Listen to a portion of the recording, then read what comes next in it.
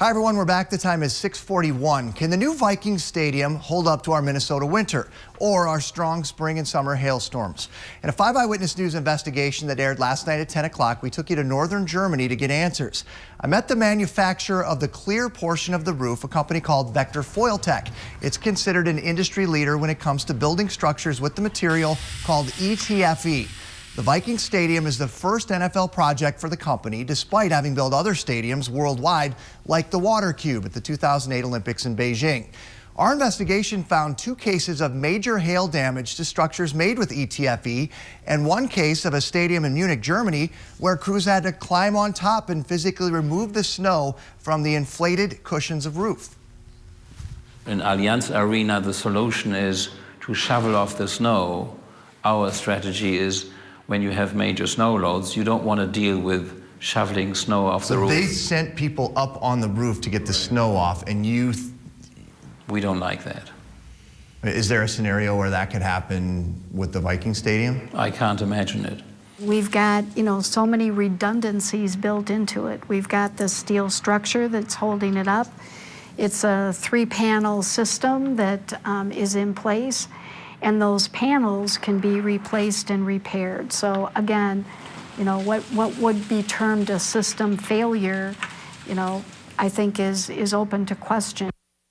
Michelle Kelm-Helgen with the Minnesota Sports Facilities Authority went on to say that she believes that in the case of roof failure, any damage not covered by a warranty would be picked up by insurance. Now, the MSFA says there's a 15-year warranty on the roof that has no exclusions. Brought some of it back here so you can sort of see.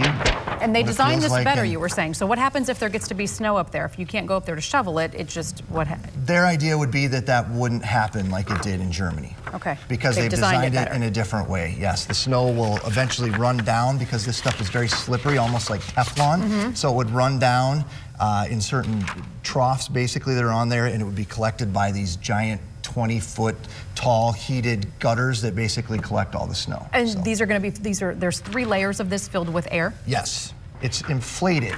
The cushions are inflated. I know that's kind of hard for people to think about because they see the clear roof and they presume that it's hard, but it's not. It's this sort of inflated thing. In fact, one of the components of this you can see was, and this was unexpected to us, we had no idea this was going to happen. They basically built a mock-up of the roof and asked me to climb on top of it and jump to sort of test it.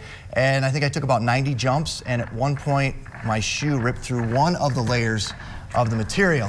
They definitely were not expecting that to happen.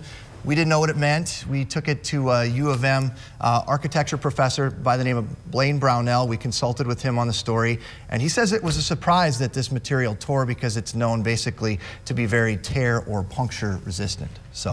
So if it tears, they're saying they can replace a panel. Since it's not one giant sheet across the whole rooftop, it's in panels, they can replace it. Right. So it would be less expensive theoretically, unless it was something like a widespread hailstorm that would cause damage on that. So I have another question for you, lots of them. Do they regulate the temperature of the air inside these layers? It regulates itself. In fact, that's what makes it very innovative, is somehow when they put them together and its properties of light diffusion basically make it be able to, what they hope will melt the snow on the top, basically so it will never pile up on there. But again, we won't know. Time will tell. Until the snow falls.